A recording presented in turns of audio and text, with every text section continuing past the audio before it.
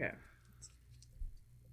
Ready? Yeah. All right, cool. What's up, guys? It's Hunter. I'm Tyler. This is the Secret Set podcast, and today we have a very special guest. Hi, guys. It's Lucy Dorado from Lucy's Paradise Podcast. What's up? Awesome. So, Lucy, you also have a podcast, which you just said. Do you want to tell us a little bit about that? Yes. So when I was getting out of the Army, I got out in November 2023. I knew that one of the creative projects I wanted to put a lot more energy into was a podcast. And so I spent about 2 years planning for it. And then when I finally got out, I then started launching my own podcast. And that podcast is on YouTube, Spotify.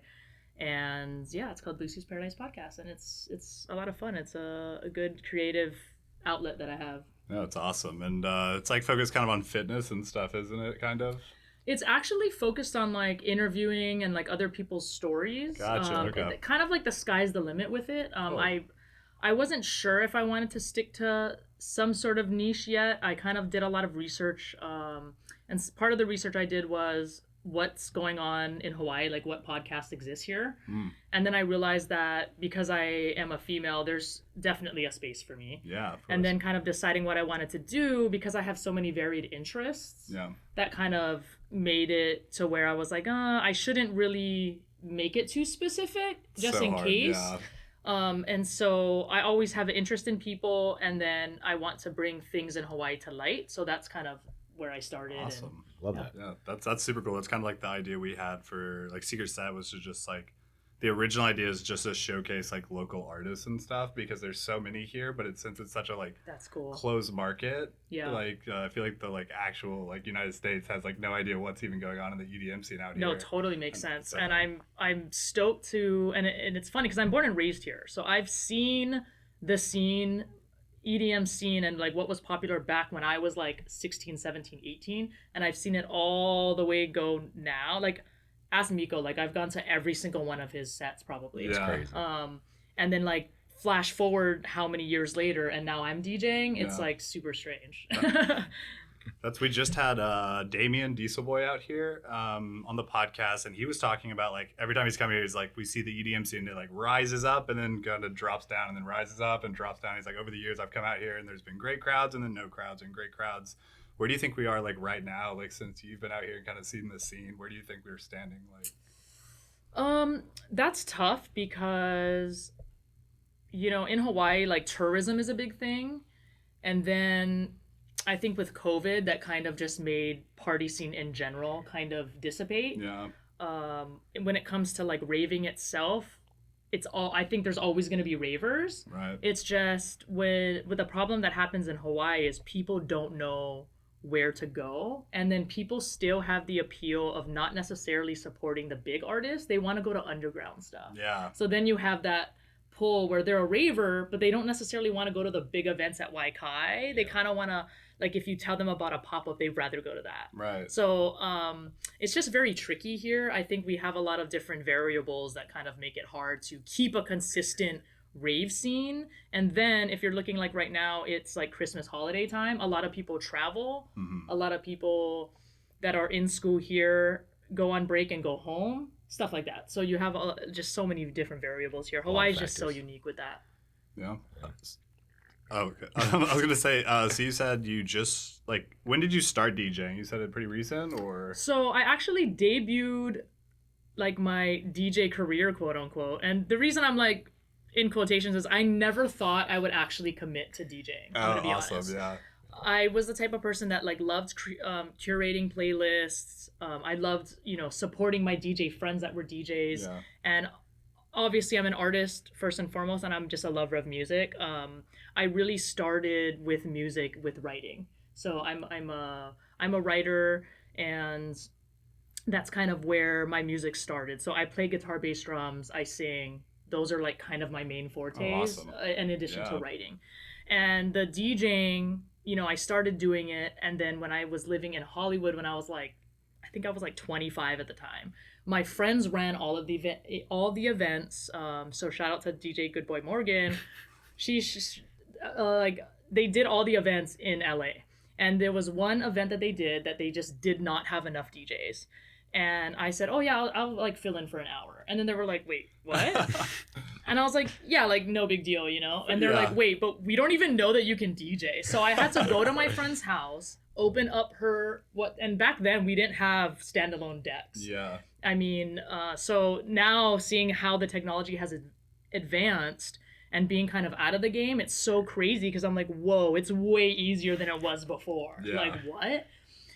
But yeah, I got the opportunity to do that and I really enjoyed it. People loved what I played and I kind of loved it. Not so much the attention from it, but because I was like, oh, I'm so glad because I was like, I hope someone likes this song. Yeah, and then they yeah. did like that song. Yeah. So That's it's a kind good of feeling. that feeling of like, I'm playing something you don't know you want to hear. Yeah. And then you hear it and you're like, wait, I needed to hear that. You know? Right. So that's kind of the appeal of kind of how I got into it. And then when I know recently I wanted to commit more to doing it on my free time, I just got the opportunity to join Salora Sounds, and then they've asked me to help, and then I DJ at Eve, and pretty much wherever, yeah. That's awesome. Yeah, it's just fun for No, me. that's so. like the best feeling for sure. It's kind of like when you're like out, like we don't drink or go out anymore, like to like regular bars. But when we used to, I'd like put something on like Touch Tunes, you know, and then like someone would hear the song, you see people kind of dancing, and I was like, I like this feeling. And now it's like I get to do that like weekly. You're now. like at the dive bar just playing with the jukebox, and then it like it expands, and I think that's what I love about DJing is that like people really can learn, especially if you're a lover of music, and I encourage people to learn all kinds of things. And what's interesting is my brother was he's a producer, and he kind of got like internet fame back in the MySpace days. He had like 1 million followers on MySpace. Jeez. And yeah, and it's so weird because his music was so popular and so viral that he would travel to like other countries to visit and he would get recognized. Like that's so strange. That's so cool. And so that was like, you know, when I was growing up, I think he was like 16 when he like went viral. But it was interesting because my brother he taught himself how to mix and master music and do stuff electronically on the computer. So he doesn't play any instruments. And so it's very interesting because we have two different you know, ways of how we are a musician. So it's really interesting. But growing up, like seeing that him teach himself that kind of stuff and be in production, I think has also like really inspired me. So he's been stoked to see me like DJing and stuff. That's awesome. Cool. Does he still like make music and stuff? Only when I force him to. Nice. I was like, have you tried your hand at production at all, or do you just stick to that's the kind of instrument? Where I want to go next is to be able to do that, because right now I have an amazing producer. So shout out to Nick Tara. He's been my producer for a few years and a really close friend of mine. But you know, and he is able to teach that, and that is, I think, the next step for me is to be able to learn how to do production on my own. But as an artist, I've kind of really just focused on what my talents were originally, and it's a lot of work. Like I'm in school full time, I work full time, I balance a lot already. So learning production's not really in it right now, but I'd love to. Yeah, don't blame me there. Yeah, I think sky's the limit. So I think eventually I would definitely love to learn more. Yeah, that'd be awesome. That is production is definitely like I don't know, like I thought it was just gonna be like kind of like another leisurely hobby that we were doing, and now I just feel like we're just like every day I feel like I'm learning something, and it's There's not a so hobby I'm much ever to getting ahead learn. of ever.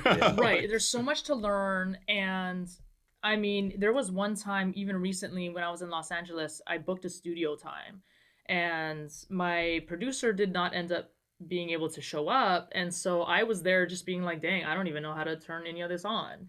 So that was my opportunity of like, wait, I need to start learning all this stuff. Yeah. So I had another musician friend show up, and I was like, honestly, this is good for us because we need to like mess with some stuff. We need to start learning. And so it was actually good because I was like, you know what? I need to not rely on anybody. And I think that's what people don't understand about like music production is when you can produce music, you can control a lot of the music. And it's really hard if I'm just a singer or I'm just an artist and I don't know how to do the production side of it. Now I have to go and pay somebody to do it. Right. So, I mean, I pay somebody for my beats. I've paid people to do production for me. I don't mind doing it and paying because I know that they're more talented than I am.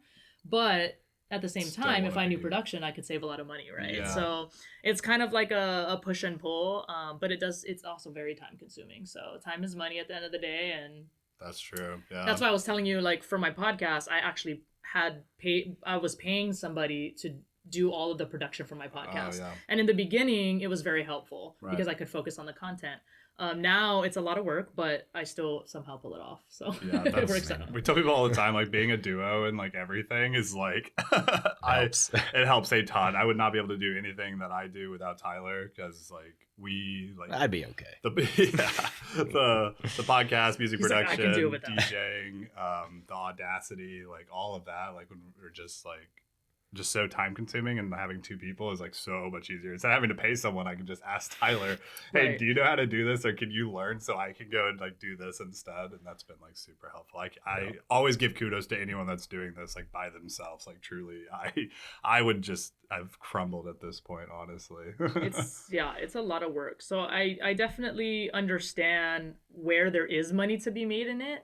And I have a lot of friends that are successful musicians and stuff like that. My next goal in terms of music, so I'm working on an album right now that I've been working on, and my next goal is to release that. It's a little behind, I would say, but I'm there's a few songs that I really want Mike G to produce, and I was very fortunate to meet him like a year and a half ago and become like actually like friends with him. Cool. And so that's kind of my next goal, and he knows that's my goal. So I'm like, hey, like I'm just trying to save money so I can have my G. And he's like, shut up, come to my house. And I'm like, That's I so know, cool. but like I respect that it's still his art, and like I just having him do like a couple tracks I think would be such a game changer. So I'm excited for that for my next album. This is really cool. This is something we haven't really talked about on this podcast at all. Coming from like a musician who's not only like focused on like the EDM scene, like what are some of the like I feel like we're very clueless. Like I just found out the other day, like there's a huge like reggae scene like up on like North Shore and stuff out here. Yeah. What are some of the like really unique like music things you see out here? Like I don't even know if like studio wise, like what studios there are, or, like people like really big into like other styles of music out here. I just feel like we're so deep in the EDM scene that I don't really see any of the other scenes really. That's interesting. I think one of the things is that there are so many different music scenes here, and then there's a couple that are extremely big. And I don't know if you've noticed, but and I guess I have a different perspective because I'm also born and raised here. So I've seen like which music has been around the most, right? And then randomly we'll have like Lil Wayne show up. And you're like, Lil Wayne, like what the heck? Yeah. But he's also he's a big name. Right. So like obviously he's gonna sell out, right? Yeah. But what I've noticed is reggae and Hawaiian music kind of are at the top of the totem pole here in Hawaii for obvious reasons, right? And I think for other people that do different styles of music, it becomes hard because we are not only competing with the fact that, but we also get the, like, I've had the dilemma of like, dang, should I just do reggae music? And I do really love, like, Leaky Jordy's like one of my favorite. So I really love his music. And actually, I recently DJ'd a song that was like one of his songs, but it was an EDM mix. No, sick. And I cannot stop playing it because it's so good. But I can't find any more EDM mixes of his music. And I'm like, oh my God, I need to make more of them. There you go. But my point being that it becomes hard to compete, but then also like EDM also has only been recently been doing these big, huge events. I mean, so I don't know if a lot of people know, but Waikai was built during COVID. I don't know if you guys realize that. Waikai, it's 100-foot, like 150-foot wave pool or whatever that they created in Eva Beach. Okay, and then that whole space of Eva Beach has become like the new water park, so to speak. Okay, and I'm just for reference. And they have a big lawn area, and now they've been doing those big events. So last night they had that one EDM artist. Oh, Kaiwachi. Yes, Kaiwachi. That was there? Or that was at Wet n Wild, wasn't it? That was at the actual water park. No, I think that was at Waikai. Oh. Okay. Yeah, that was at Waikai, I think. Dang. If I'm not mistaken. But yeah, we were at Subtronics at Waikai. Yeah. We saw Subtronics at Waikai, and that was crazy. And that production was insane. Right, and they're doing crazy stuff with the lighting, and you really just feel like you're at Coachella. You're like, what the heck? Like, this is crazy. But we never had that before. Like, Hawaii never had that. We just had Chinatown and like underground raves. That's it. Yeah. So I want to talk about this actually because not a lot of people know this, but back when I was younger, we had something called the Shop. And the Shop, for those of you that know, if you know, you know, and if you don't know, you're about to find out right now. The Shop was a body shop that was around Dillingham area, that was upstairs, and that's where they threw raves. Sick. So that was during the Miko knows about it. That was Yeah. during the Miko. That was when DJ Tide was DJing. DJ Mind Game. Those were like some of the top. Those were like the top The DJs back guys, then. cool. Yeah. That's So and it was very like when the cops would come, we would turn off the music and yeah. like shh. Yeah. Okay, they're gone. Okay, boom, and Using then you're power like, tools like seriously, like, but they probably knew, you know, play because the like, mechanic track, like. but yeah, you wanted to get there like at a certain time, and then everyone wanted to leave, like, so it wasn't all like crazy, yeah. but it was very well controlled, I think. Cool. Yeah. And we got to bring that back because Absolutely. and, yeah, we got to bring that back. But a lot of people don't know about that. That's we talked about this. We made a post. I don't know if you saw our Instagram post. This was a couple days ago, and I was like, start supporting your like underground scenes a little more because like most of like it was like 90% of all like major productions are getting bought out by like large businesses now, corporations and stuff. So all the like smaller scenes are slowly getting pushed down. And like those underground scenes are getting completely like wiped out, and That's it's just also, like kind of sad. It's like, also sad a to see. tough one because technically a lot of underground parties are illegal. Yeah. So it is, that's also tough. You know, just so everybody knows, you're not necessarily at fault if you're there. It's more the people that are running it and responsible for promoting it and that sort of thing. So if you find yourself at an event like that and you don't really know what's going on, like you're not really gonna get in trouble. They'll just shut it down and everyone has to disperse. Like obviously unless you're doing something illegal, but I think that's kind of the downside of why some people don't want to be involved because like they have careers or they're in the military or whatever and they don't want to be seen necessarily in an environment like that. I kind of don't give a shit. Like if you see me, you see me. Like it's not a big deal. I just know that I'm not gonna be doing anything that's like if you're recording Crazy, me, I'm not gonna be I'm not gonna like get canceled for it or something, you know. So. We just had Jordan on here, Earth to Jordan, and he was talking about a show that he threw right during COVID. They're on the beach, and it got way too big, and he got a fat fine for it. It was on the news and everything. Yeah, it was on the news and all this stuff. And he's like, I'm so scared to throw anything anymore. That's not like at a actual establishment because of that. Right. Like, well, you have and then you have a couple things when it is at an establishment. Like I don't know if you heard about the Zippies one that just happened. Yes. Yeah, with Subtool. Yeah. So there's upsides and downsides. I mean, that's during COVID, so like I think that one's more of like maybe that's a bad time to do one. You know, I wouldn't do one during COVID when you're not supposed to have big groups like that. But if you look at, like, for example, the one that recently happened at Zippy, so that one, yes, of course, you can't control sometimes if things go viral. But the downside of that is they actually are not supposed to do dancing raves like that in an establishment like a Zippy's because they hold a particular license that doesn't allow dancing. So those are things that you run into, but the more you know, the more you can actually do an event that's legit. So and I always say just keep it legit. And then you don't have to stress.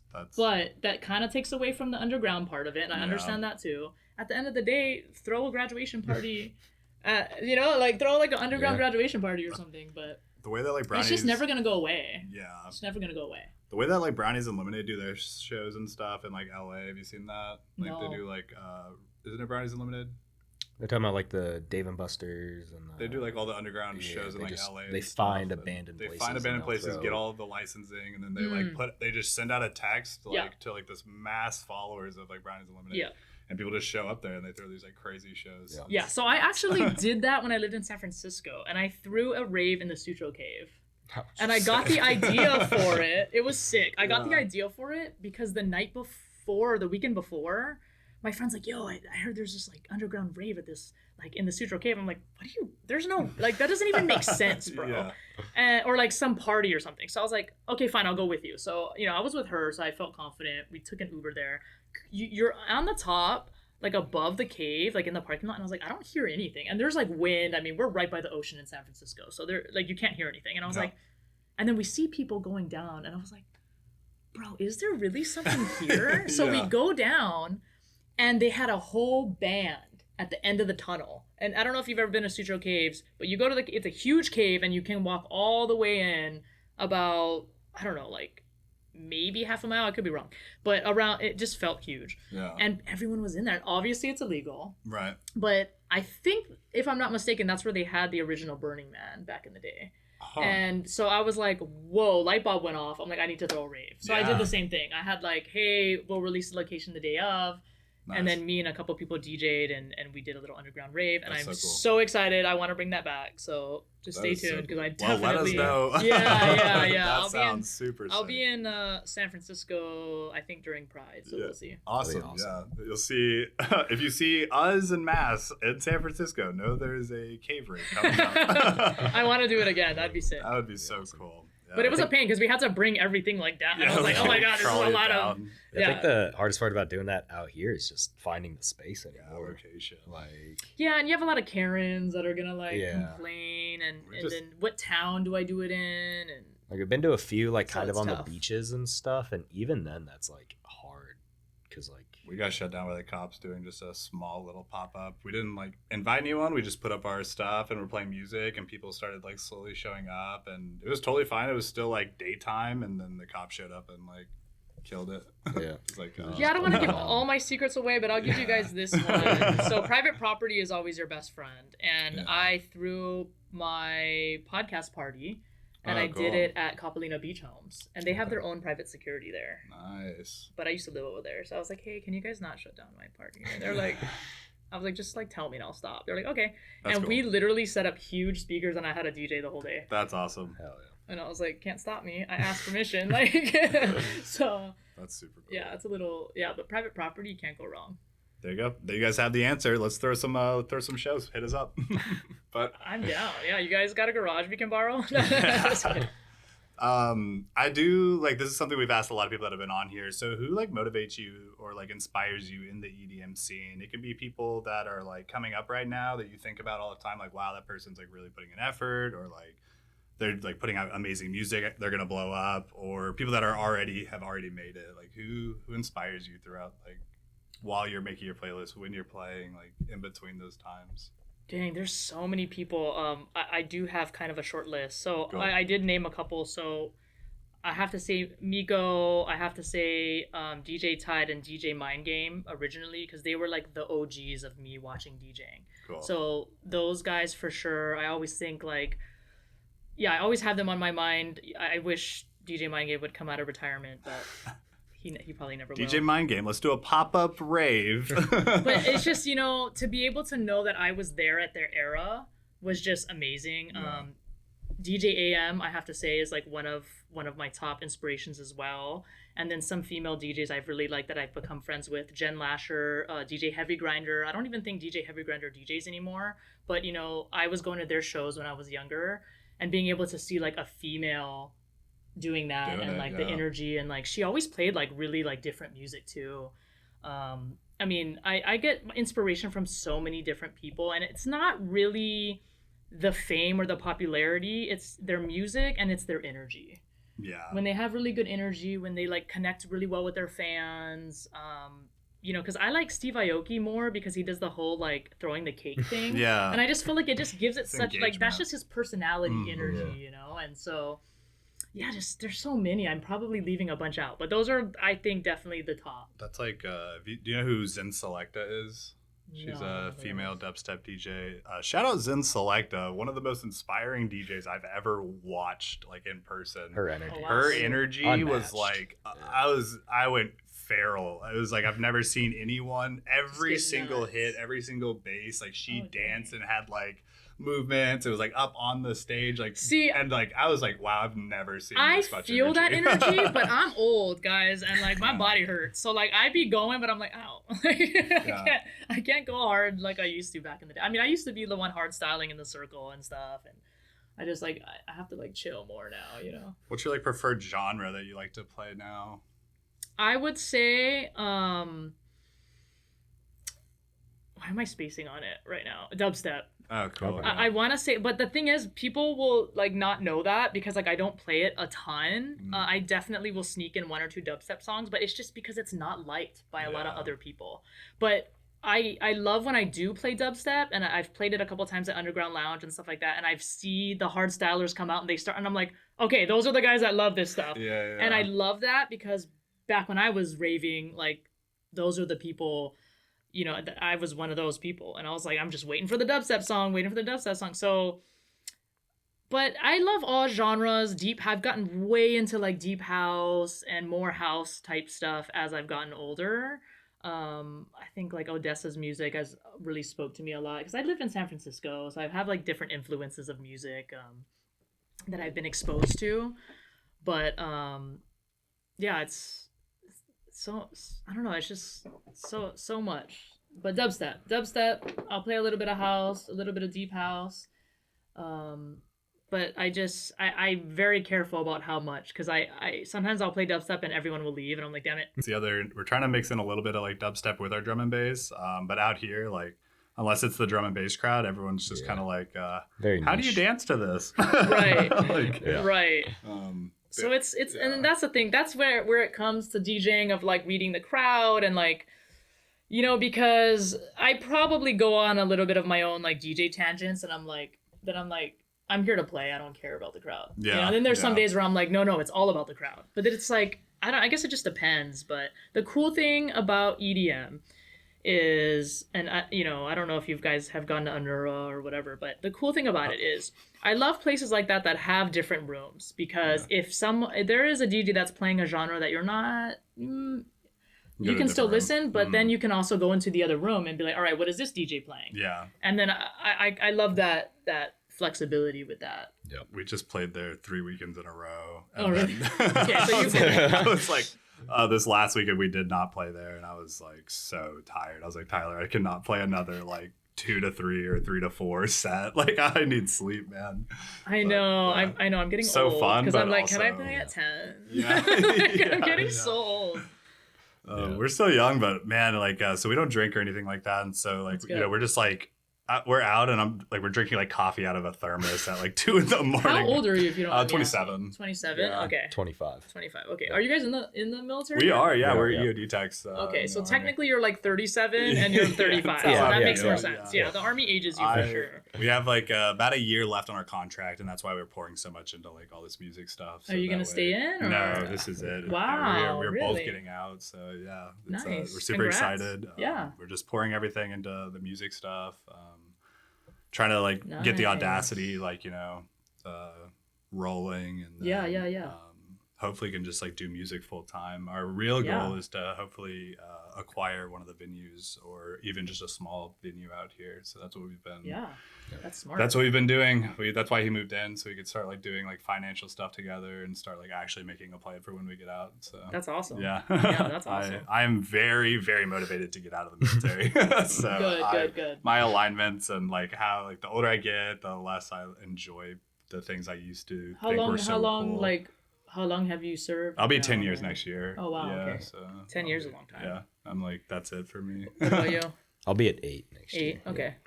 But yeah, I couldn't make it to 8, bro. I was like, bro, I could barely make it to 6. I was like, get me out of here.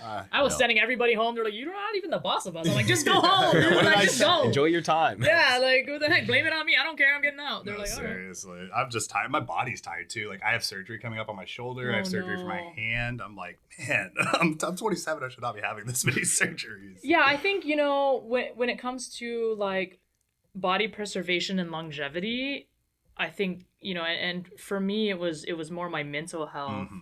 that was the contributing decision for me. Yeah.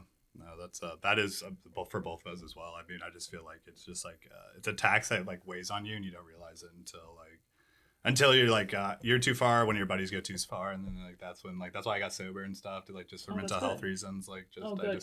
Yeah. the military and alcohol just do not mix. If you're in the military and you're drinking, quit. Like, honestly, it is just it's like ruined Or so many people's lives. ask yourself like why you're drinking so much, man. Exactly. Because and I think already it's really hard to have a good life balance in the Mhm. military, because the mission's first, Right. quote unquote. Yeah. Family first. And, and so your sleep suffers, Yeah. and really the real key components of being able to have longevity in life kind of go out the window. No, yeah. And then when your mental health starts going, it's just a bad combination. So I mean, if you are in the military and you are able to keep the balance, I mean, I respect everybody that stays doing their thing. But 100%. I was okay walking away because I was like, you know what, you guys got the watch now. Yeah. You know, Yeah. I did my time and I didn't hurt anybody, thank God. And I'm like, I got to get out of here before I do. So Right. Yeah. I think like everything has an end point, and Yeah. ours is just like it's here. Like I'm glad you guys are like like getting really drenched in the music and like Yeah. have found the music, and oh yeah, it's it's cool that we been- have Been that in nothing common. but too. it's been nothing but good to us too Yeah, since we like got into it. That's the thing about the DJing is like as soon as I got out, like everything aligned, which was so weird because Perfect, I yeah. never really expected to like go full force into it, and I just got an opportunity on my lap, and I was like, well, I mean, I love doing it, and I mean, there's Yeah. there's days I don't go to work because I'm like, I need to just DJ. Yeah, no, that's fair. But I'm in a fortunate position because I don't need to DJ for money. It's not how I make my living at all. I'd like to make my living eventually off of YouTube, so I'm not technically monetized yet. I would love to be, but once I start making money on YouTube, that's really gonna offset a lot and really gonna help me be able to pour more into my music. But I am in a really lucky and fortunate position that I don't need to like take any gig to make money. So that's something that I know a lot of people don't necessarily have. Sometimes they're taking these gigs and they don't really want to, but they have to pay the bills. Yeah. And I can actually focus on the music and I can say no and then DJ whenever I feel like, I'm ready to. So I was actually really lucky on Halloween and they like let me DJ Oh, cool. in Chinatown, and I think if they had to pay me, they probably wouldn't have done it. You know what I mean? Yeah. But because I'm like, dude, just let me like open or something, and they're like, oh yeah, do it, and then like my face is on the poster, and I'm like, oh That's me. it's worth it. Like, yeah, it's Yeah. worth it. Like that was cool. That's cool. But I enjoy it, and I just love like. I love seeing the businesses succeed and everyone having a good time, and I love that more than any money I could make off of it. So That's awesome. Doing it for the right reasons, and that's all that I think really so. matters. Especially those are the people that we meet that are doing it for that reason. That are just like, I just wish nothing but the best for those people. Like every time you meet someone who's like, I just love it. I don't care if I get paid or not. I'm gonna have fun, and it's like, dude, yes, because that offsets the amount of people we have met who are for the wrong reasons. Like they're going to get like just messed up at the club or just I don't know. Like there's just a few people we've met where I'm just like, man, I think you would just enjoy it a lot more if you just went and danced and not DJ'd. But I mean, coffee is a hell of a drink. I love coffee. I actually haven't drank for like almost 2 years now. Really? Yeah. It's awesome. And it was really just my buddy and I talked about like it started off as a competition, and then he texted me at a buddy's or his brother's wedding and was like, I failed. And I was like, you're a loser. I'm gonna keep going. I win. And then I just kept going, and then now like everyone keeps betting me that they can drink like longer than or not drink longer than me, and everyone keeps losing. So I'm like, all right, now I'm 2 years in. Yeah. Like, Is this a game It's a still? lifestyle now. but I'm glad I stopped anyway, because like literally a year and a half, like recently, basically, I went to the doctor. I got all this blood panel and stuff, and they were like, "Huh, that's weird. Your liver enzymes like really high." And I was like, "What?" And I stopped drinking for like they basically discovered that I have to eat keto now. Oh, and man. they wouldn't really have known that right away if I told them like, "Hey, I barely have sugar as it is. Yeah. I don't drink. I haven't drank in a year and a half." So I was able to process of eliminate, and my doctor was like, you can't eat carbs. I'm like, that sucks. Yeah, Back to drinking. I have to drink it. Seriously. So that makes me want to drink, but I'm like, all right, I guess that sucks. So I now I have to order like keto meal preps, and I just have meal preps in my fridge, and I open my fridge every day like all sad. Like, Yeah. at least I'm fit. I don't know what I would do with just no carbs. I mean, This man eats brownies and ice cream I mean, every brownies night. every night. Every single night I have to they have have brownies protein and ice cream now. They do. But Just saying, alternatives. oh man, I don't know what it is. It's like it's my comfort food, brownies and ice cream every night. So if it was not hard to be healthy, Yeah. everyone would be jacked and walking around in shape. Yeah. That's all I have to say. Absolutely. And fitness is a huge part of my life, and that's why like my content kind of feels like it's all over the place, because there are times where people want me on podcasts to talk about fitness Yeah. or whatever, and mental health and stuff, and I just have to say yes because I've been a competitive athlete my whole life. Right. So, and like right now I play hockey, I do jiu-jitsu, Oh, cool. yeah, I work out, and I think I'm gonna be training for a boxing match, so we'll see. That's awesome. We'll see. I haven't decided. I know I'm like too pretty to get hit in the face, so So that means I have to be good, right? So we'll see. We'll see what happens. We We'll just see if have- it happens, but if it does happen, I'm gonna put it out there that I hope to God I just win and nobody hits me in the face. Yeah, you got there one punch Yeah. out, and you're like, there it is, I did it. Like, dang, should my walk-in song be an EDM song? That'd be sick. Yeah. It's you mixing while coming out. Yeah. Oh my gosh. it's Like so- those guys that walk around EDC, they have like the speaker and the decks, Yeah. and they're mixing while walking around. It's so cool. That is cool. That is cool. Awesome. Well, we won't take up too much more of your time. Is there anything like that's coming up, like very like in the future that you just want to like shout out, or any big projects or anything that you just want to like say before we wrap it all up? Yeah, I guess. Well, I am working on an album, like I said, so look out for that. My intention is to be back in the Bay Area doing some live performances soon. Awesome. That's more with like singing and my music. But in terms of DJing, you guys will see me at Eve usually, so you'll see me there. We have like twerk Saturdays or whatever else they want to Yeah. call it. Yeah. I was fortunate enough to do escapism, so yeah, hopefully, Cool. and then yeah, maybe at a neuro. I don't know. We'll see. Yeah. We'll see if I can lock that one in.